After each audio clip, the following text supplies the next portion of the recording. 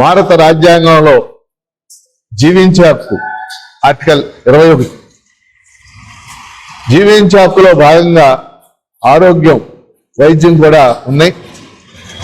ప్రభుత్వం ద్వారా ఆరోగ్యం, వైద్యం పొందే హక్కు భారతదేశంలో ప్రతి పౌరుడికి ఉంది.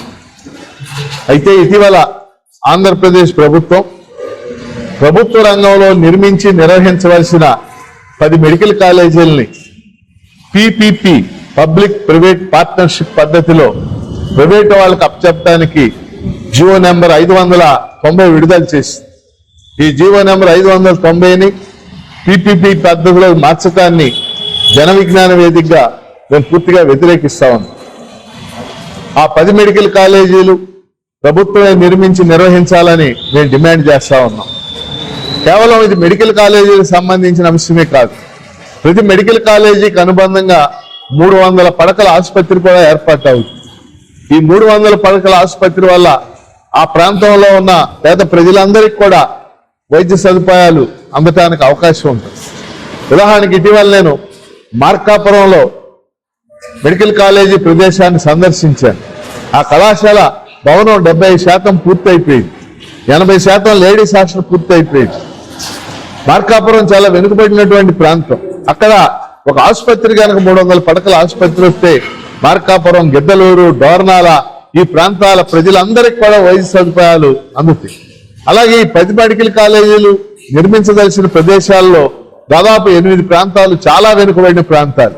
ఆదోని, పార్వతీపురం, నర్సీపట్నం, మార్కాపురం ఇవన్నీ కూడా వెనుకబడినటువంటి ప్రాంతాలు. అందుకని ఆంధ్రప్రదేశ్ ప్రభుత్వం పునరాలోచన చేయాలి. ఇప్పటికైనా జీవో ఉపసంహరించుకోవాలని మేము డిమాండ్ చేస్తున్నాం. ప్రజా చైతన్యంలో భాగంగా ప్రజలకు అవేర్నెస్ కల్పించడంలో భాగంగా జన విజ్ఞాన వేదిక ఇప్పటికే అనేక చోట్ల రౌండ్ టేబుల్స్ నిర్వహించింది. ఇప్పుడు ఒక పుస్తకం ఈ PPPలను వ్యతిరేకిస్తూ జన విజ్ఞాన వేదిక తరఫున ఓ పుస్తకాన్ని ప్రచురణ చేశాం. ఈ పుస్తకం ప్రజల్లోకి తీసుకెళ్తాం. ఆ పుస్తక ఆవిష్కరణ ఈరోజు విజయవాడలో జరుగుతూ ఉంది. ఈ పుస్తక ఆవిష్కరణకు ఇచ్చేసిన అందరికీ కూడా హృదయపూర్వక ధన్యవాదాలు తెలియజేస్తున్నాం. ఈ పుస్తకాన్ని పెద్ద ఎత్తున ప్రజల్లోకి తీసుకెళ్తాం. ప్రజలు కూడా ఈ పుస్తకాన్ని ఆదరించాలని హృదయపూర్వకంగా కోరుతున్నాం.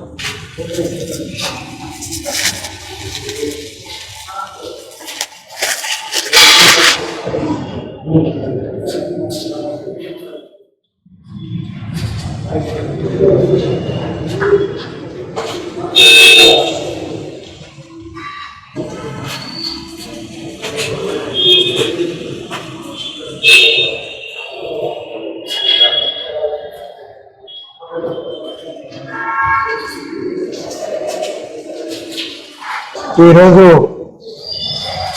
జన విజ్ఞాన వేదిక ఆధ్వర్యంలో PPP పద్ధతిలో ప్రభుత్వ మెడికల్ కాలేజీలని ప్రైవేటు పరం చేస్తూ మన రాష్ట్ర ప్రభుత్వం తీసుకున్న నిర్ణయం ఇది ప్రజలకి అత్యంత హానికరంగా మారబోతోందనే విషయం తెలియజేస్తూ ఈ విషయాలని వివరంగా చెప్పి ఈ పుస్తకాన్ని రిలీజ్ చేయడం అనేది జరుగుతోంది.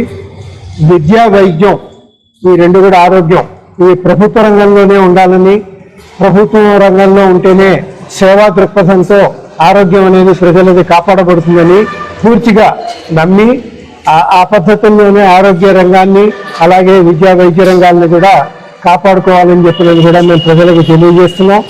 ఎందుకంటే ఈ రోజున ప్రైవేట్ ఎప్పుడైతే ఈ భాగస్వామ్యంగా చేరుతున్నారో ప్రైవేటు వ్యక్తుల యొక్క కేవలం ఆలోచన లాభాపేక్షతో తయారు చేసి మనం చేస్తున్నటువంటి ఏ కార్యక్రమం అయినా కూడా అది అనేక ఇబ్బందులకి, లాభాలకి దారితీస్తుంది తప్ప అది ఏ రకంగానూ ప్రజలకు ఉపయోగపడే విధంగా ఉండదు.